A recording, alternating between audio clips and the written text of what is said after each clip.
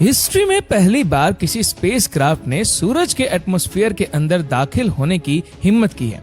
लेकिन अब सवाल ये उठता है कि आखिर लाखों डिग्री के टेम्परेचर में भी पार्कर सोलर प्रोब मेल्ट क्यों नहीं होता और ये बिल्कुल परफेक्टली काम कैसे करता है।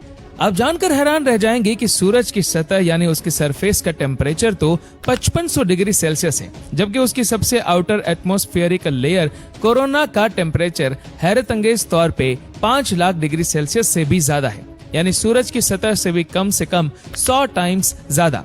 और इस फिनोमेना को जानने के लिए नासा ने एक मिशन का आगाज किया।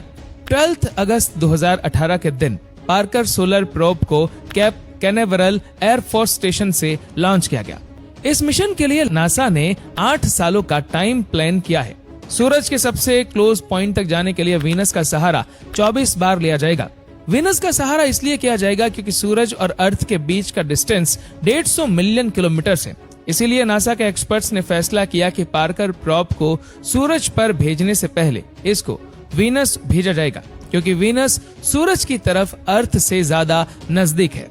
हर एक चक्कर में 37 घंटे ऐसे होते हैं जिसमें सूरज पर रिसर्च करने का मौका मिलता है, यानी टोटल 8 सालों में ये प्रोब सूरज पर 900 घंटे की रिसर्च कर पाएगा। 28 अप्रैल 2021 ये वो दिन था जब नासा ने कंफर्म किया कि पार्कर प्रोब अपने 8वें चक्कर में सूरज की कोरोना लेयर में सक्सेसफुली दाखिल हो चुका है। कोरोना का मिस्टीरियसली सूरज की सतह से भी 100 टाइम्स ज्यादा गर्म होना वाकई एक हकीकत था, जिसको पार्कर प्रोब ने भी वेरीफाई किया। अब आ जाते हैं हम अपने मेन सवाल की तरफ कि आखिर इतनी ज्यादा गर्मी में पार्कर सोलर प्रोब मेल्ट क्यों नहीं हो रहा। पार्कर प्रोब की जो साइड सूरज को फेस किए हुए है वहाँ एक हीट शील्ड लगाई गई है, जिसको कार्बन फॉर्म से बनाया गया है। ये कोई आम फॉर्म नहीं है, बल्कि इसको अल्ट्रामेट कंपनी ने खास तौर पर सूरज की गर्मी को एब्जॉर्ब करने के हिसाब से डिजाइन किया है। ये फॉर्म अंदर से 97% खाली है, जो हीट शील्ड को और ज्यादा अफेक्टिव बनाता है। इसके अलावा इस पर कार्बन कंपोजिट की एक लेयर भी चढ़ाई गई है, जिसको ग्रेफाइट और रेजिन से मिलाकर बनाया गया है। ये मिक्सचर हीट शील्ड की दोनों साइडों पर लगाकर इसको सुपर हीट किया गया, जिससे ये कार्बन की प्योरेस्ट फॉर्म में बदल गया। और अब हम सब जानते हैं कि कार्बन की हीट कंडक्टिविटी बहुत अच्छी होती है, और आखिर में इस हीट शील्ड की वो साइड जो सूरज की तरफ है उस पर व्हाइट सिरामिक पेंट भी किया गया, ताकि सूरज की ज्यादातर रोशनी अंदर दाखिल होने से पहले ही रिफ्लेक्ट हो जाए। हीट शील्ड के अलावा पार्कर सोलर प्रोब का बाकी का हिस्सा ऐसे डिजाइन किया गया है कि वो हमेशा हर वक्त इस शील्ड की परछाई में ही होगा।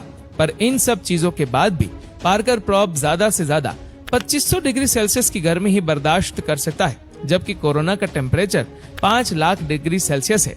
अब ये इतनी गर्मी कैसे बर्दाश्त कर रहा है, ये समझना भी काफी आसान है।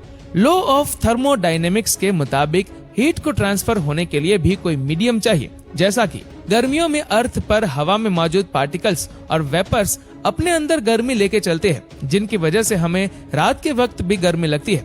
अगर पार्टिकल्स कम होंगे तो हीट भी इतनी आसानी से ट्रैवल नहीं कर पाएगी, जैसा कि उबलते हुए पानी में हाथ डालने से फौरन जलन होगी, जबकि 300 डिग्री के ओवन में हाथ डालकर फौरन निकालने से शायद हमें मालूम भी न पड़े।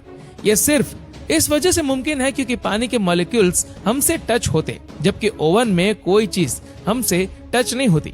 एक्सपर्ट्स का कहना है कि पार्कर सोलर प्रोब की हीट शील्ड पर 1200 डिग्री सेल्सियस होता है, जबकि उसका पिछला हिस्सा जहां सूरज की रोशनी नहीं लगती वहां टेम्परेचर माइनस में होता है, क्योंकि वहां कोई पार्टिकल्स नहीं है जो हीट को ट्रांसफर कर सके। यही रीजन है कि पार्कर सोलर प्रोब सूरज के इतना करीब होने के बावजूद भी मेल्ट नहीं हो रहा।